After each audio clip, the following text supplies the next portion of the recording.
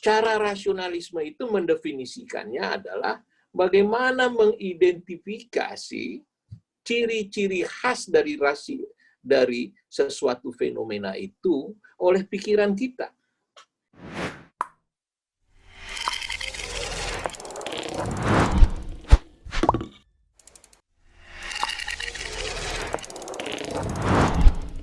Kemarin kita secara highlight sudah membahas apa itu filsafat dan di mana letak filsafat ilmu.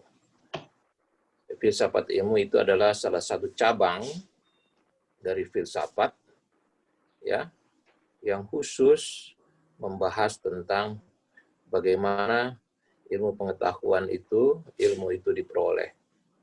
Ya, yang membedakan mana yang disebut ilmu dan mana yang disebut ilmu pengetahuan. Mana yang disebut itu knowledge dan mana yang disebut itu science. Jadi filsafat ilmu itu ada cabang dari filsafat untuk mengetahui bagaimana ilmu pengetahuan itu diperoleh. Membedakan mana yang bersifat knowledge dan mana yang bersifat science. Apa sih bedanya? Knowledge itu hanya pengetahuan. Saya tahu bahwa saya tahu. Ya kan? Dia belum menjadi ilmu pengetahuan. Karena ilmu pengetahuan itu mesti ada proses-proses di situ, mesti ada objek-objek di situ, ya kan? Mesti ada sistematisasi di situ, dan mesti ada falsifikasi. Jadi ilmu pengetahuan itu adalah sesuatu pengetahuan yang dirancang atau disusun secara sistematis, ya, bisa diobjektifikasi, bisa difalsifikasi. Jadi oleh sebab itu tidak ada sebuah sains ilmu pengetahuan yang tidak bisa diverifikasi. Difalsifikasi itu artinya diuji, ditunjuk ketidakbenarannya. Baru kita akan menemukan kebenaran. Sedangkan pengetahuan bisa aja dia common sense. Tahu, saya tahu bahwa saya tahu itu adalah pengetahuan tentang tahu, maka tahu saya tahu, di luar tahu, saya tidak tahu. Gitu ya. Nah, sedangkan ilmu pengetahuan itu harus melalui proses-proses, ya, tersusun dengan rapi, ada objeknya, ada faktanya, ya, ada nilainya, begitu, dan bisa dibuktikan. Oleh sebab itu, sains itu tidak bisa datang begitu saja. Dia melalui proses-proses, proses refleksi, proses pemahaman, proses penelusuran, proses observasi, dan segala macam. Nanti dibahas dengan itu. Nah, salah satu metode filsafat yang penting yang kemarin kita bahas kan adalah skeptik, cara berpikir skeptik. Cara berpikir skeptik inilah yang sebetulnya memberi ruang yang besar yang melepaskan orang untuk bisa membedakan dirinya dari kejumudan, belief atau kepercayaan tanpa ada proses. Segala sesuatu yang ada di dunia ini, yang ada di hadapan kita, yang ada di atas sana, yang ada di bumi ini, harus selalu dipertanyakan eksistensinya. Kemarin kita menjelaskan mengapa dia ada, kok bisa dia ada, mengapa adanya sama, mengapa adanya berbeda, dan di mana kesamaannya, di mana perbedaannya, di mana tempatnya, dan seterusnya. Semua ditanya. Metode ini sangat bermanfaat sampai sekarang ini, yang menimbulkan kreativitas, yang menimbulkan inovasi dan segala macam. Oleh sebab itu, seorang ilmuwan atau filosof selalu menggunakan metodologi skeptikal itu. Mempertanyakan segala sesuatu terhadap setiap keputusan yang ada di dunia ini. Tidak hanya keputusan-keputusan yang menyangkut kemanusiaan, tetapi keputusan-keputusan yang beyond dari itu. Kemarin kita mencontohkan eksistensi Tuhan aja dipertanyakan. Eksistensi Tuhan aja dipertanyakan. Banyak di antara kita yang tidak berani bertanya tentang Tuhan. Mungkin teman-teman juga nggak pernah nanya. Ya kan? Tuhan saya itu siapa? Oh, karena saya disuruh orang tua begini, oleh ustadz begini, oleh pendeta begini, oleh romo begini, ya saya melakukan itu. Tapi tidak pernah sekalipun atau tidak berani sekalipun untuk mempertanyakan mengapa saya mempercayai itu, dan apa betul apa yang saya percaya itu memang patut disembah atau patut digantungkan kehidupan kita kepada dirinya. Nah, di wilayah itu orang tidak berani. Bahkan di abad pertengahan ketika penguasaan gereja kuat, paham-paham keagamaan kuat, dan ilmu pengetahuan tidak berkembang dengan cepat, mempertanyakan seperti itu dianggap tabu. Dianggap tabu, dianggap tidak lazim, dan akan merusak keimanan seseorang.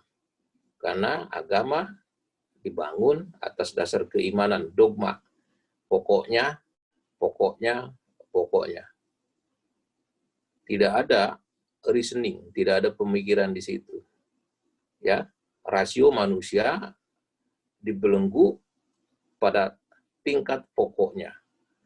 Oleh sebab itu jumud, taklid, buta. Jadi apa yang dikatakan oleh pimpinan agama, ya kan, para intelektual, para filsuf, ya, di agama-agama itu ya taken for granted, percaya aja. Apakah itu benar atau tidak benar? Tidak dipersoalkan. Tidak dipersoalkan. Ya. Di dalam filsafat, yang model begitu itu nggak boleh.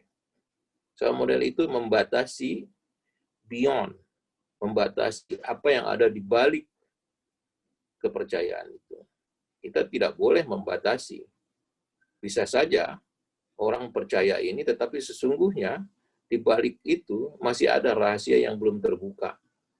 Yang bisa saya menunjukkan kepada orang, apakah dia akan semakin percaya, atau justru dia akan menyaksikan segala sesuatu. Jadi, skeptical reasoning, metodologi, itu menyangkut bagaimana kita menyaksikan segala sesuatu dulu, sebelum sesuatu itu kita percayai sebagai suatu kebenaran. Sebelum sesuatu itu kita nyatakan sebagai benar.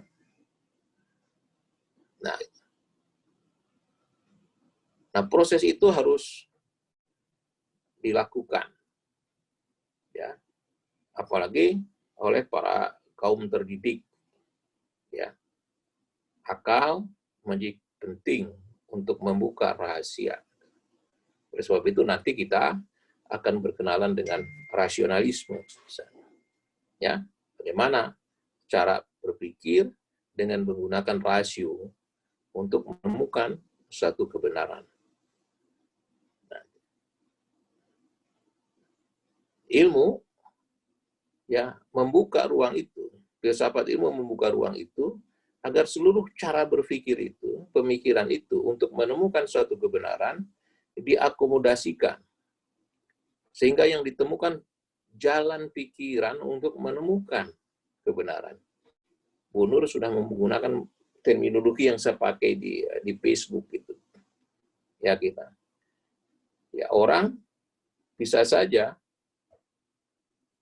bercakap-cakap, tapi tidak memiliki jalan pikiran. Dia hanya bercakap, tapi di balik percakapannya tidak ada ide, tidak ada sesuatu yang mencerahkan. Orang sekedar bercakap, tapi di balik itu nothing, tidak ada sesuatu. Dan itulah yang sekarang sedang terjadi di dunia, misalnya di media sosial kita yang paling dominan, di diskursus kita, di televisi kita. Saya kasih contoh misalnya, hampir dari pagi, subuh, sampai malam, semua orang hanya melihat Raffi Ahmad. Ya kan? Seolah-olah itulah pikiran mayoritas masyarakat Indonesia, dan kita dicekoki oleh pikiran itu. Ya kan? Dari mulai bercanda, dari mulai pakai sendal, dari mulai macam-macam, begitu. Dan itu menarik sekali, sehingga orang-orang Indonesia itu seolah-olah itulah yang ideal. Itulah jalan kehidupan. Ya kan? Itulah representasi masyarakat Indonesia. Dia lupa bahwa kehidupan itu tidak hanya itu. Jadi agak aneh memang di kita, di televisi kita, di media sosial kita. Justru yang berkembang itu yang seperti itu. Yang tidak mengandung jalan pikiran, yang tidak mencerahkan. Ya kan? Orang pakai piyama pun di entertain, disosialisasikan, dipompakan gagasan itu kepada masyarakat Indonesia. Dan kita tidak ada alternatif untuk menerima pikiran lain selain pikiran itu. Seolah-olah pikiran itulah yang paling benar. Ini kembali ke zaman pertengahan. Manusia hanya disajikan satu cara, satu pengetahuan baru. Pokoknya begini, tidak terjadi. Dan itu menyebabkan pikiran kita tidak berkembang secara baik. Tidak ada pencerahan, tidak ada kemajuan, tidak ada Aufklärung di situ. Dan itu biasanya dogmatis, ada pencekokan massal di situ. Di mana orang harus menerima tanpa ada ruang untuk disposisi. Ya, karena ada hegemoni di situ. Hegemoni yang menyamakan seluruh cara berpikir orang, sehingga tidak ada cara berpikir baru, atau tidak ada alternatif baru, dan orang terbelenggu di situ, terus orang tidak berkembang. Nah, itu bahayanya media. Itu bahayanya, karena itu disosialisasikan secara masif, dan itu diminati. Tidak hanya mama yang minati, tapi juga kaum intelektual, kaum remaja. Untung, ya, sebagian besar kaum milenial ke bawah kita, atau kaum anak generasi Z, itu tidak banyak menonton TV. Kalau dia banyak menonton TV, maka pikirannya seperti itu. Hedonisme dan segala macam. Seperti itu. Tidak ada alternatif lain. Dan itu tidak mencerahkan. Di dalam dunia filsafat yang begitu-begitu dibongkar. Apakah memang hanya itu satu-satunya jalan untuk sampai ke Bandung? Misalnya. Kalau kita ingin pergi ke Bandung, kita mengetahui tersedia begitu banyak jalan. Ada orang yang suka, kalau Bu Nur sukanya lewat tol, karena shortcut, cepat, efektif, efisien waktunya itu. Tapi mungkin juga Pak Budi ingin lewat puncak, yang lebih dingin, yang lebih berliku, yang lebih menyenangkan. Tapi Pak Dedi mengambil jalan ke Subang, bisa mampir juga di Tahu Sumedang dan segala macam. Ya, atau Bu Andayani Dwi inginnya lewat Purwakarta aja, bisa mampir ke Marangi dan segala macam. Tapi ujungnya adalah Bandung. Jadi Bandung itu punya jalan alternatif. Tidak ada single way. Semua ada jalan. Dan ilmu pengetahuan itu memberi jalan itu. Memberi jalan itu. Pilihan-pilihan itu. Mengapa pilihan-pilihan itu? Untuk mencari kebenaran. Siapa yang sesungguhnya lebih efisien, lebih baik, lebih bermutu, lebih benar sampai ke Bandung. Nah gitu. Nah sekarang yang terjadi di diskursus publik kita, diskusi itu tidak terjadi. Orang dipompakan oleh satu nilai, satu value. Sehingga seolah-olah rahasia dunia ini, ya kalau kita ilustrasikan dari jalan ke Bandung, seolah-olah jalan ke Bandung itu hanya satu jalan aja. Ya, jalan tol aja. Sehingga orang semua ke jalan tol semua. Yang ke jalan itu nggak ada. Atau semua orang jalan lewat puncak semua. Sehingga macet situ, sehingga terjadi stagnasi pikiran. Stagnasi cara berpikir. Seolah-olah hanya jalan itu yang paling benar, sementara jalan lain dianggap tidak benar. Itulah yang disebut oleh saya seringkali saya sindir sebagai kejumudan kolektif, stagnasi, collective stagnation. Stagnasi pikiran kolektif, di mana orang terjerembab, terjerumus kepada satu pikiran. Padahal dalam ilmu pengetahuan tidak boleh begitu. Ya, di dalam filsafat ilmu tidak bisa begitu. Tidak bisa begitu. Harus ditemukan jalan-jalan lain. Harus ditemukan cara-cara lain yang mungkin lebih mensejahterakan, yang mungkin lebih meningkatkan mutu kehidupan umat manusia, yang mungkin juga lebih bermanfaat, dan mungkin juga akan mempercepat proses peningkatan mutu manusia. Ya, gitu. Nah, yang begini-begini itu harus harus menjadi wilayah diskusi. Jadi kalau Bapak dan Ibu ingin mengetahui apakah satu masyarakat itu tumbuh dan berkembang, maju dan berkembang, kita lihat aja diskursus publiknya. Salah satu indikatornya coba lihat diskursus publiknya. Kalau diskursus publiknya senang kepada mitologi, misalnya dunia lain, mitos-mitos, ya, ritual-ritual, ya kan? Nah, itu udah kita sebetulnya walaupun kita pakai dasi, pakai jas, tapi secara mental kita itu masih berada di abad pertengahan. Ya. Nah, saya ilustrasikan walaupun sebetulnya ilustrasi ini tidak cukup baik, tapi ini lebih banyak ke joke. Itu dalam beberapa kiai, juga mungkin kiainya atau ustadznya atau gurunya, gitu. Bu Nur dan teman-teman, dan saya juga begitu ya. Itu dilambangkan dengan sosok bagaimana guru itu. Di atasnya, dari pusar ke atasnya pakai jas, pakai dasi, tapi pusar ke bawahnya bawa pakai sarung gitu.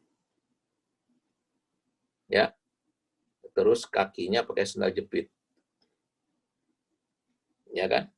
Pusar ke atas itu modern, pusar ke bawah itu tradisional, ya kan?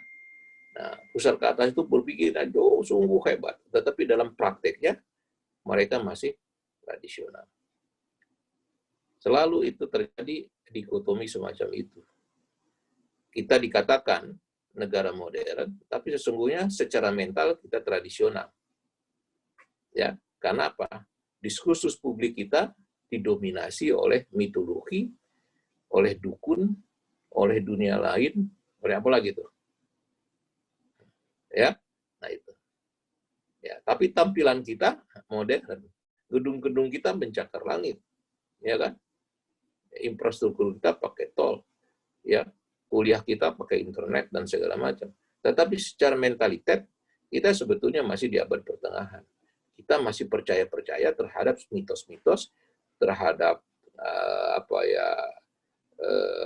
feng shui, terhadap macam-macam, terhadap hari baik, hari buruk, terhadap segala macam.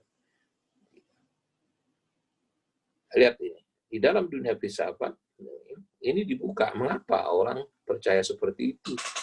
Gitu. Padahal katanya modern. Nah,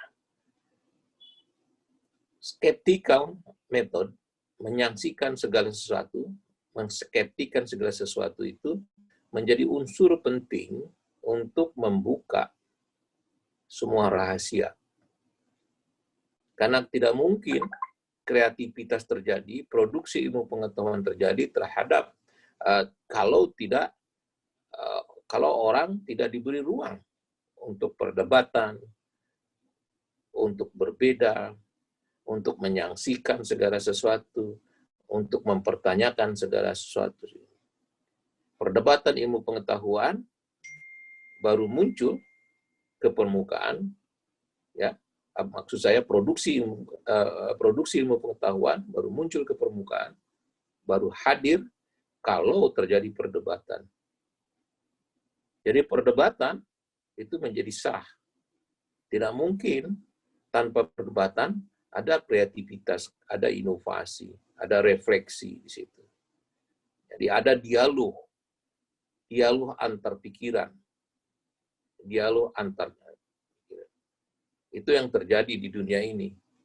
Orang berlomba-lomba untuk mendefinisikan sesuatu. Ada narasi tentang liberalisme, ada narasi tentang demokrasi, ada narasi tentang sosialisme, ada yang narasi tentang state capitalism, dan ada narasi tentang pendidikan begitu, pendidikan tentang begini, narasi. Dengan narasi-narasi itu terus, semakin baik penemuan orang itu, akan diasumsikan akan semakin baik tingkat kehidupan masyarakat. Itulah gunanya ilmu pengetahuan. Ya, menemukan sesuatu yang baru. Itulah nanti kalau di disertasi orang mempertanyakan novelty, apa sih yang baru dari riset Anda, apa sih yang baru dari temuan Anda. Anda harus tunjukkan minimum satu aja penemuan baru dari penemuan-penemuan apa. Disertasi ini. Disertasi itu tidak hanya mengulang saja, walaupun mengulang sebetulnya boleh sih. Tapi kalau yang lebih bagus, ada temuan-temuan baru yang bisa memberi solusi, meningkatkan penjelasan, ya, meningkatkan penjelasan atau memberi penjelasan baru terhadap fakta-fakta yang dihadapi oleh kita. Itu gunanya filsafat ilmu. Itu gunanya nanti disertasi Bapak dan Ibu sekalian. Jadi disertasi itu bukan hanya deskripsi, narasi, mengulang-ulang, ya kan? Oh, ini ada kegiatan ini, mari kita evaluasi. Tidak hanya ini. Yang disebut evaluasi itu adalah memverifikasi kebenarannya, ya kan? Memverifikasi kebenaran. Itu ada perdebatan, mengevaluasi. Nah, sekarang di kita itu sekarang sudah agak di pasca UNJ itu sudah agak lepas itu pengertian evaluasi itu. Ya. Evaluasi itu mendiskusikan, memperdebatkan, mempertanyakan mestinya gitu. Bukan CIPP, bukan itu. Bukan itu yang dimaksud sebagai evaluasi itu. Itu hasil metodenya. Tetapi sebenarnya perdebatan akademiknya di situ, perdebatan ilmunya di situ ada. Nah, itulah pentingnya mengapa kita mempelajari filsafat ilmu. Supaya ada gairah intelektual. Ya, gairah keingintahuan.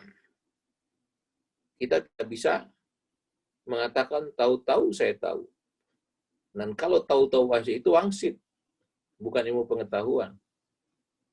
Tahu-tahu tahu. Ya, bukan. Mengapa Anda tahu dan bagaimana Anda tahunya? Kok Anda bisa tahu? Bagaimana proses tahu itu? Nah, jadi bukan tahu-tahu tahu. Kalau tahu-tahu itu bisa juga hasil mimpi. Ya, wangsit. Ilmu pengetahuan itu bukan wangsit. Ilmu itu adalah satu proses yang panjang, yang sistematis, ya, yang terukur, ya, yang bisa dibuktikan. Ya. Nah, perdebatan tentang ini terus berlangsung hingga sekarang ini. Sehingga terus orang masih memperdebatkan seperti apa yang kemarin saya katakan, antara deduksi dan induksi. Ya. Perdebatan deduksi dan induksi itu harus betul-betul kita pahami secara mendalam, karena itulah menjadi cikal bakal cara berpikir, cara jalur jalan berpikir, dan cara kita melakukan penemuan-penemuan ilmu pengetahuan. Itu salah satu basis yang penting yang harus dipelajari dengan seksama oleh teman-teman, oleh kita semua, karena harus dikuasai itu, karena dengan begitulah kita terus akan memperkenalkan jalan mana yang akan kita tempuh untuk sampai ke Bandung itu. Kalau jalan tol, maka ada metode-metodenya. Kalau dia jalan ke Bandung, maka ada metode-metodenya. Kalau dia jalan ke Sumedang, maka ada metode-metodenya. Kalau dia jalannya lewat Purwakarta, maka juga ada metode-metodenya. Sekarang metode yang mana, jalan mana yang akan itu? Oleh sebab itu, pemahaman tentang deduksi, reasoning, pemikiran tentang deduksi, dan induksi, reasoning, itu harus betul-betul Bapak dan Ibu kuasai, pahami. Kuasai dan pahami. Karena disitulah sebetulnya letak kekuatan, salah satu letak kekuatan, bagaimana disertasi kita itu memberi nilai, ya, mengungkapkan sesuatu yang bernilai. So, kalau Bapak dan Ibu tidak melakukan itu, maka disertasi itu hanya kumpulan dari kata-kata yang sebetulnya tidak ada maknanya. Seperti kata-kata yang banyak kita saksikan di medsos kita, di WA, sekarang di Facebook, di mana gitu. Ya. Bahkan di kita seringkali di WA grup itu isinya hanya innalillahi wa inna ilaihi rajiun, selamat ulang tahun, dan tidak ada pikiran-pikiran di situ yang mencerahkan, ya kan? Atau bercanda segala macam. Coba pelajari. Saya sering iseng itu mempelajari. Saya ikut anggota grup misalnya, saya mempelajari aja apa sebetulnya yang ada di benak, di kepala orang yang menulis di situ. Tidak ada jalan pikiran, yang ada hanya kata-kata biasa. Innalillahi wa inna ilaihi rajiun, selamat pagi, selamat siang, gitu kan. Terus ini muncul gambar, hore kita berprestasi, hore kita ini, gitu. Ya. Gitu. Jadi itu coba kalau kita riset tentang itu misalnya, itu menarik sekali. Mengapa orang begitu ya? Mengapa orang tidak mau berpikir? Mengapa orang tidak mau mengambil jalan mencari kebenaran yang substantif? Orang cukup senang sekali dengan yang begitu-begitu, menjadi tim hore. Ya, menjadi tim hore gitu. Ada cheerleaders. Tapi itu kan pilihan, tidak apa-apa. Dunia ini kan pilihan. Pilihan untuk menyatakan bahwa mutu saya di situ. Ya, kualitas saya di situ. Ini contoh. Tetapi di dalam filsafat nggak bisa begitu. Kenapa orang hanya memposting yang begitu-begitu aja, menjadi tim hore aja? Nah, ditanya itu. Sampai kepada mental apa yang ada di balik sosok orang itu. Makanya terus orang melakukan studi biografi. Bayangkan, biografi saja bisa menjadi studi riset tersendiri dan bisa menghasilkan disertasi doktor. Jadi misalnya Anda mengatakan disertasi saya tentang pikiran Marxisme atau pikiran David Hume atau pikiran ini, pemikiran rasionalitas menurut René Descartes. Orang menggali apa yang ada di balik keputusan-keputusan itu. Bisa jadi disertasi. Ya kan? Bahkan misalnya kalau Bapak dan Ibu dalam ilmu ekonomi, dengan psikologi, itu mungkin kenal Daniel Kahneman. Daniel Kahneman itu hanya ingin bertahu kenapa sih motif orang belanja. Kenapa orang itu suka belanja. Hanya itu aja dia pikirannya. Yang dominan orang menggerakkan supaya bisa belanja, membeli sesuatu itu apa? Bukan ekonomi. Ternyata. Gitu ya. Ternyata ada motif individual, perilaku orang. Ya. Maka terus kemudian dia mengembangkan teori behavioral economic. Dan akibat dia melakukan riset tentang itu, ya, dari sesuatu itu dia menerima hadiah Nobel. Coba bayangkan, hanya clear sih, menggabungkan teori-teori psikologi dengan teori-teori ekonomi untuk menjelaskan mengapa orang ada motif apa di balik keputusan orang untuk membeli sesuatu. Sederhana aja. Tapi karena itu dilakukan dengan sistematis, dengan pengamatan yang baik, dengan argumentasi yang logis, dengan pembuktian-pembuktian yang baik, segala macam. Dan dimajukan ke dalam satu sidang tertentu, dan oleh Komite Nobel dikatakan, ini salah satu penjelasan baru mengapa orang membeli sesuatu, memutuskan untuk melakukan membeli sesuatu. Jadi tidak hanya dari sudut ekonomi, tetapi ada sudut dari perilaku, studi perilaku terhadap ekonomi. Misalnya, contoh itu. Dari hal yang sederhana, dari hal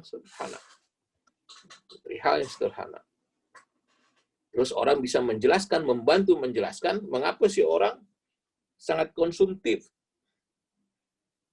Apa yang mendorong orang terus konsumtif? Ya, itu contoh seperti. Oleh sebab itu dua pemikiran ini, ya, dua mazhab cara berpikir ini harus kita kuasai dengan baik. Rasionalisme itu adalah, ya, paham yang mementingkan rasio, akal pikiran. Ya, rasionalisme. Jadi orang-orang yang lebih mementingkan akal pikiran. Ya, reasoning, cara berpikir. Yang kemarin kita katakan, ini mana yang duluan? Yang bersifat abstrak, idea, teoritis. Nah, ini yang disebut rasionalisme. Kalau orang menganggap bahwa ini yang bersifat idea yang penting, ya, yang bersifat abstrak, maka orang masuk di dalam kelompok ini. Ya, rasionalisme. Karena yang teoritis, yang abstrak. Kita ngomong bahwa Jokowi sedang di Bali kemarin, gitu kan. Itu kita anggap benar karena itu abstrak. Nggak perlu ada pembuktian. Kita anggap aja pernyataan itu benar. Ya kan? Kemudian kita buktikan. Benar nggak di Bali? Ya. Itu. Tapi sebelum ada pembuktian, dianggap benar. Itu yang disebut a priori. Ya. Dianggap benar dulu sebelum dibuktikan. Itu disebut a priori. Kamu suka a priori sih. Nah, kan gitu. Kita kadang-kadang dalam bergaul kan mengatakan, lu a priori amat sih. Gitu. A priori amat itu Anda tuh menganggap apa yang dinyatakan benar aja. Nggak usah dulu dibuktikan. Nah, itu pikirannya itu berdasar idea, rasio manusia. Yang abstrak, yang tidak kelihatan, yang gaib, yang apalagi itu. Ya, yang tidak bisa dipegang, yang tidak bisa diamati, yang tidak bisa diobservasi. Jadi, ya, menurut orang-orang yang mengutamakan rasio ini, segala sesuatu itu sebetulnya, segala sesuatu yang ada di dunia ini, sebetulnya hasil formulasi, hasil pembentukan dari rasio, dari pikiran kita. Jadi fenomena yang ada di dunia ini, ya, fenomena yang ada di dunia itu adalah sebetulnya dikonstruksikan oleh pikiran kita. Apa yang saya lihat Bu Nurjana seperti itu sebetulnya sesungguhnya hasil konstruksi saya terhadap sosok yang tampil ke saya. Oleh sebab itu terus saya mendefinisikan sebagai Nurjana. Jadi yang penting itu adalah rasio saya, pikiran saya yang mendefinisikan sesuatu. Saya berteori tentang Bu Nurjana. Bu Nurjana itu seperti ini, seperti ini. Sebab saya bisa juga berteori terhadap Bu Dwi, karena Bu Dwi ini, seperti itu. Mengapa? Karena bisa membedakan mana yang disebut Bu Nurjana, mana yang disebut Dwi. Apa sih bedanya? Coba. Apa bedanya Bu Nur dengan bedanya? Karena di masing-masing punya ciri-ciri yang khas yang melekat kepada dirinya. Ya, ciri-ciri yang melekat kepada diri. Karena ciri itu tidak dimiliki oleh yang lain. Ya, tidak dimiliki oleh yang lain. Jadi itulah konstruksi saya. Ya, ciri Bu Nur berbeda dengan ciri Dwi. Tapi ada ciri yang sama, ada ciri yang berbeda. Itulah yang membedakan. Ciri yang sama apa? Dua-duanya perempuan. Ciri berbeda mana? Mata, hidung, telinga, tangan, gitu segala macam. Yang membedakan. Yang menyamakan apa? Rambutnya panjang sama.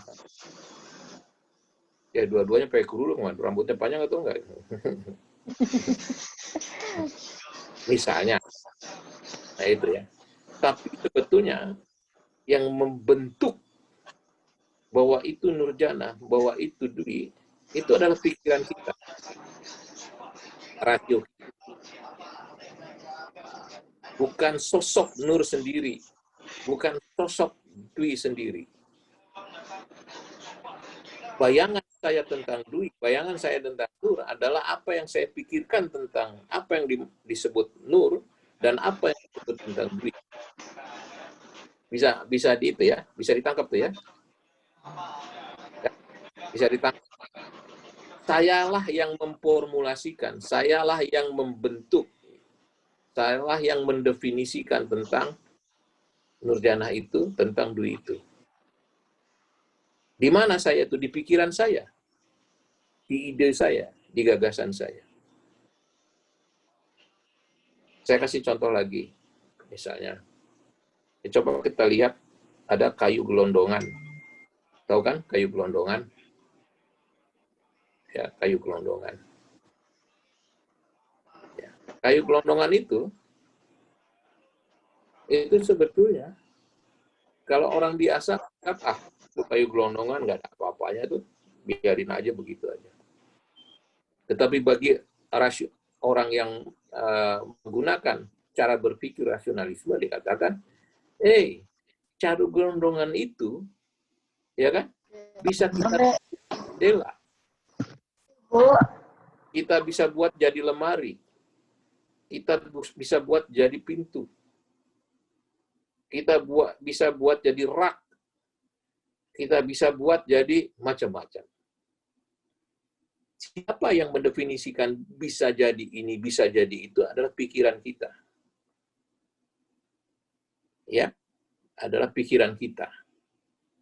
Ya. Bukan kayu gelondongan. Kayak kayu gelondongan bisa jadi rak, itu ada di dalam disposisi pikiran kita.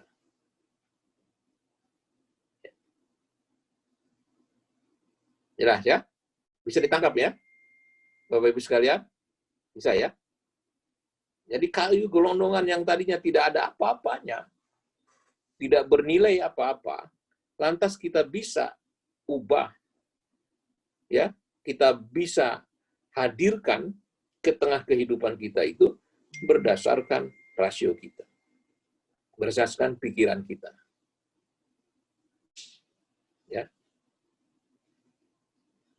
Dia bisa jadi macam-macam, bisa jadi meja, bisa jadi jendela, bisa jadi pintu, bisa jadi kursi, bisa jadi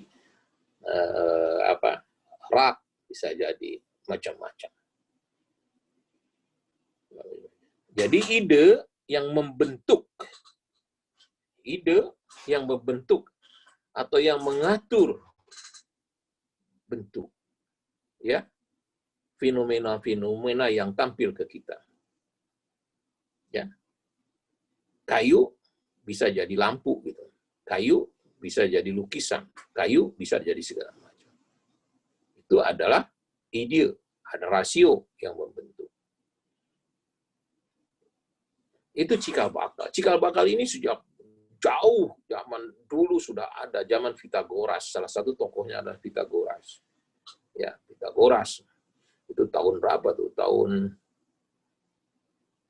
4000 sebelum Masehi, 495-an, 400 sampai 500-an sebelum Masehi, Pitagoras. Ya. Jadi segala sesuatu itu diatur oleh rasio kita, rasio yang mengatur.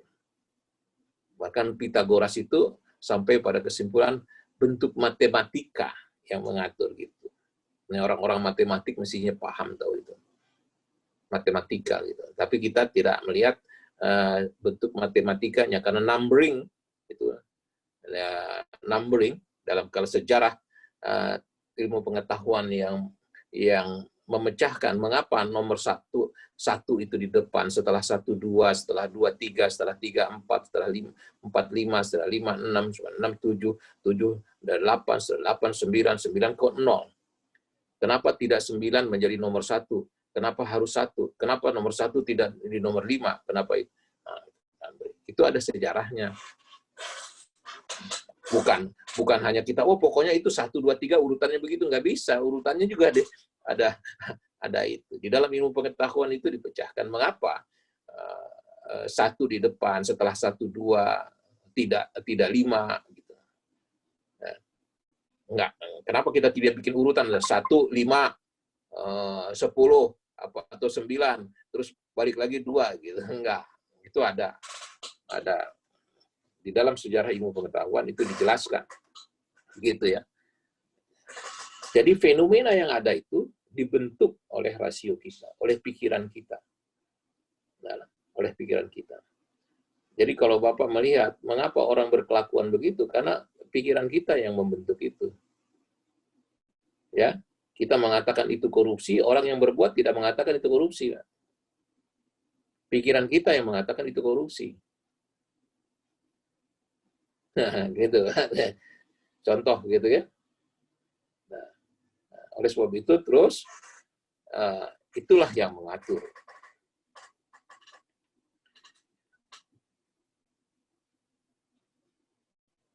Rasionalitas inilah yang kemudian ya,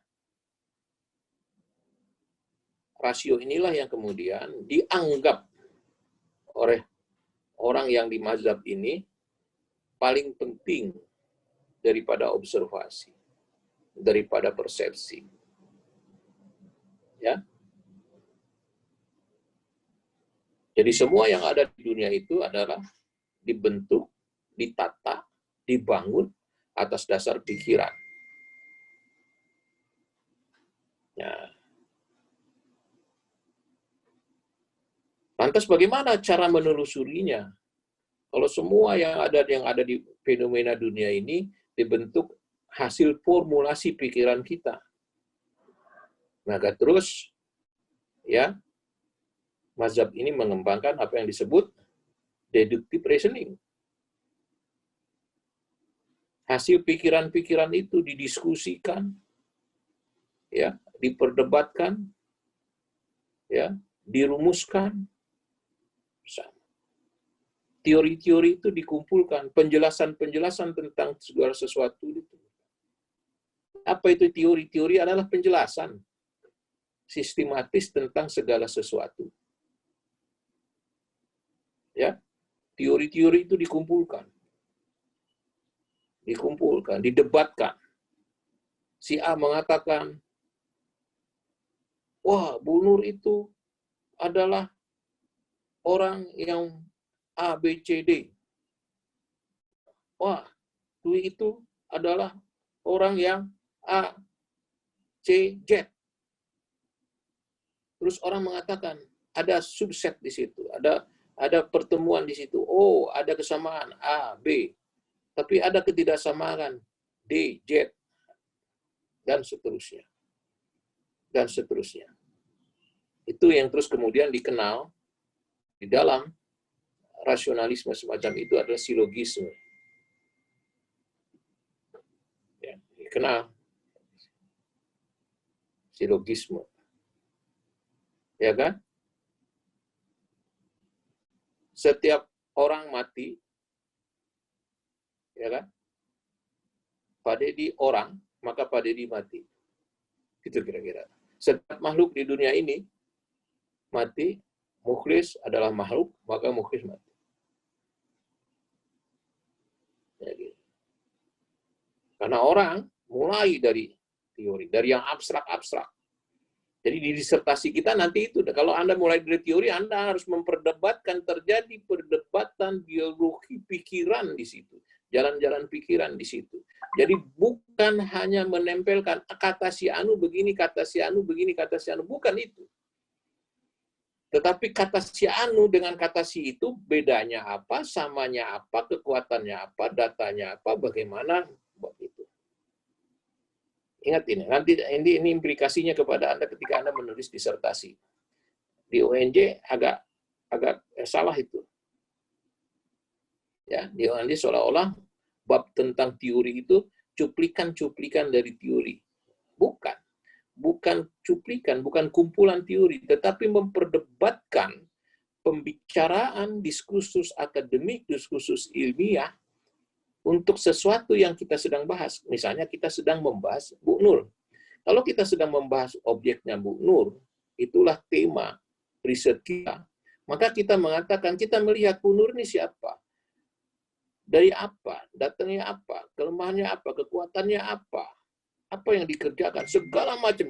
Menurut saya begitu. Menurut saya A.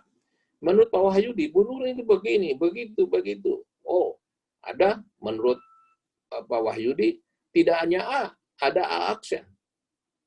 Ada tambahannya. Menurut Pak Dedi, Bu Nur itu begini, begini, begini. Oh, tidak hanya A aksen, tapi ada minus aksen. Nah, perdebatan itulah yang mesti terjadi di dalam rasio kita, dalam pemikiran kita. Itu yang dilakukan. Kemudian setelah perdebatan itu kita sampai kepada konklusi untuk melakukan hipotesis. Berdasarkan penelusuran ya rasio pemikiran-pemikiran itu, maka kita mengembangkan satu ya, asumsi-asumsi baru, ya hipotesis berarti mengatakan Bu Nur itu begini. Lihat nih, ini kita mulai. Jadi bagi mereka nanti akan melakukan riset kuantitatif, itu mulainya dari yang abstrak, yang idea, yang rasio, yang teoritis.